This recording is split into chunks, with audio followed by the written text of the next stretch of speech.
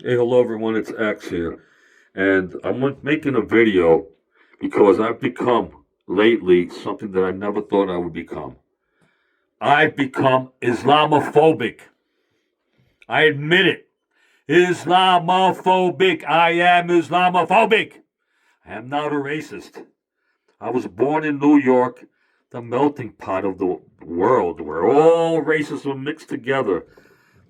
From two different races, I am. Okay? And I love everyone. I'm a Christian. I was born and raised and taught to love every race, color, religion, everything, everybody. I don't hate. But I am Islamophobic because you people have made me that way. Okay, from watching all the stuff that you're doing, what you're doing in England, what you're doing in Ireland, what you're doing all in Europe, you're taking over, okay, by the sword, chopping, using machetes on the streets like freaking animals, okay, covering your faces like demonic people dressed in black. I'm sick of it. I am Islamophobic and I admit it. And guess what? Guess what? You're not going to get what you want to do. Okay, I understand you're multiplied. How devilish is that, eh? I could have 5 wives. I'm gonna cover them all up, and only I'm gonna see them from head to toe. They're my slaves, and they're all baby makers. I'm gonna give you 5 babies. I'm gonna give you 5 babies. I'm gonna give you 5 babies. I'm gonna give you 5 babies, and I'm gonna have 50 kids, and we're gonna outnumber everyone else soon. That's how we're going to do it. Man, you people are bad. And all I could say is if you think that we're not going to stick up, we're not going to fight this, you're going to get eliminated. Your plans are not going to happen. There's only one God. That's Jesus Christ. And we here are warriors of God, of Jesus. And we'll fight back if we have no choice. We don't want to. We want you to convert. We want you to accept Jesus and deny that devil that you are praying to. Muhammad the rapist. Allah, who's Allah? There's only one Allah. That's Jesus Christ is God. Only Jesus. So anyway, I came across this real interesting video, and I want you guys to please listen to this lady. She's explained the history of Islam. And this is why I am Islamophobic. In order for you to understand why Western civilization is very different than the Islamic world, you need to understand the history of Islam. When Prophet Muhammad supposedly revealed his revelation from the angel Gabriel that he is supposed to be the last of the prophets in the early 600s, he started preaching in his own city, Mecca.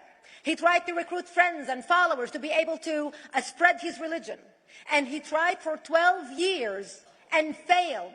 And after 12 years, he was only able to recruit his immediate family and friends. So he decided, if I go to Medina, which was the Jewish hub of Arabia, the business hub where the Jews lived, if I go there and preach my religion to them, if they accept me, that will buy me respect and stature between my own people, and they will accept me. So Prophet Muhammad started borrowing a lot from the Old Testament to make his religion more palpable to the Jews, to make it a lot similar. This is why you see a lot of similarities between Judaism and Islam. For example, Jews don't eat pigs, Muslims don't eat pigs. Jews pray a few times a day, Muslims pray a few times a day. Jews fast on Yom Kippur, Muslims fast on Ramadan.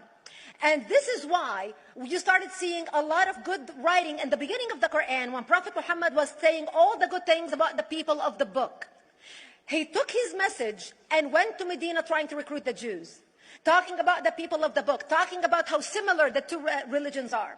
When they refused to accept him and follow him as the last of the prophet, that's when he turned against them and started killing them and started expelling them. That's when Islam went from a spiritual movement for the first 12 years of Islam into a political movement cloaked in religion after the year of the Hijrah, after Muhammad went to Medina and the Jews did not accept him. He became a military warrior and declared war on them and started expelling them. Jews and Christians became dhimmi, or second-class citizens. They were only allowed to stay alive and not be killed only by paying the jizya or the protection tax. So they had a choice: convert to Islam, or if you want to stay alive, you have to pay the jizya or protection tax, living as dhimmi in the Islamic nation. Christians and Jews could not ring church bells. Jews could not blow the shofar. Christians could not ring church bells. They could not pray publicly. Christians and Jews could not gather together and build new churches or new temples. And the way they paid the jizya or the protection tax was in a monthly ceremony where they would get together downtown, and the Jew would kneel on his knee and hand his goods to the mullah, who would take the goods as the price for buying the protection. And in many areas, Jews and Christians were given necklaces to wear as a receipt that they paid their jizya or their protection tax. Jews considered najis under Islam. Najis is bodily fluid. Najis is garbage. Najis is dogs. Najis is dirty. So Christians and Jews were treated as second-class citizens. Islam continued to grow. As Islam grew, more people became dhimmi, or second-class citizens. Jews and Christians were given identifiable clothing. The yellow star, which was given to the Jews, that most people think is a German invention. It was actually an Islamic invention in the 9th century in Iraq by the second Khalif al-Mutawakkil of Iraq, who invented the yellow star for the Jews to be identified as they walked down the street. Because Jews were considered najis, if a Muslim man or a Jew walked on the same side of the street, the Jew had to cross the other side so the Muslim man can walk, so he's not dirtied by the filth of the Jew. Christians were given the zunnar, the belt, which most of you men are wearing right now. That was an Islamic invention for the Christians. Islam continued to grow. They went all the way to Jerusalem. They conquered Jerusalem. Christians couldn't ring their church bells in Jerusalem. The Pope in Rome in 1090 told the Christians, how could you sit idly by and allow your brethren to suffer like this in the Holy Land? You need to go liberate the Christians. You need to go help the Christians. That's why the Crusaders were launched. The Crusaders were not launched because they just felt like waking up in the morning and going and converting a bunch of Muslims or beheading them. The Crusaders were launched to liberate Jerusalem.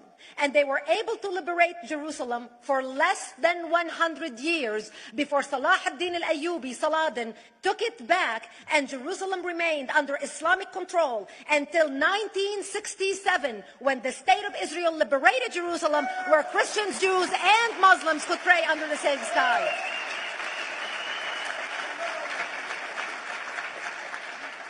The Crusaders continued fighting Islam, and for 300 years they tried and failed. And by the 1300s, the Crusaders disappeared because they could not win against Islam.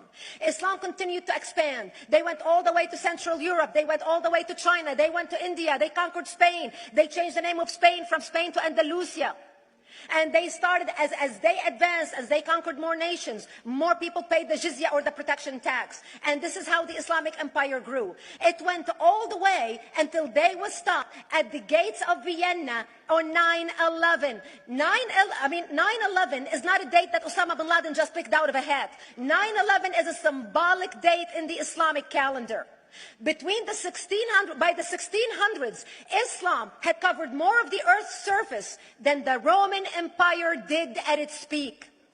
Between the 1600s and the 1800s, the Europeans were experiencing the European Industrial Revolution, where the Europeans were able to invent products on factory lines, where they are able to make money and sell products, which gave them the money to build a strong army in order to fight the Muslims. And that's how they were able to stop them at the gates of Vienna on 9/11.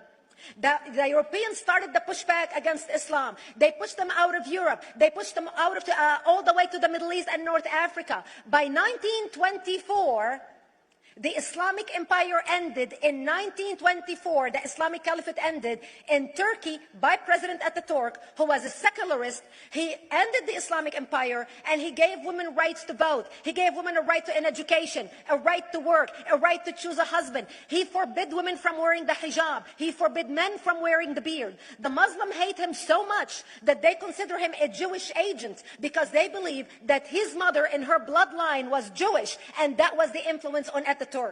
By the time the Islamic Empire or the Islamic Caliphate or the Islamic State ended in 1924, the Islamic Caliphate had existed for 1400 years, and it ended less than 100 years ago.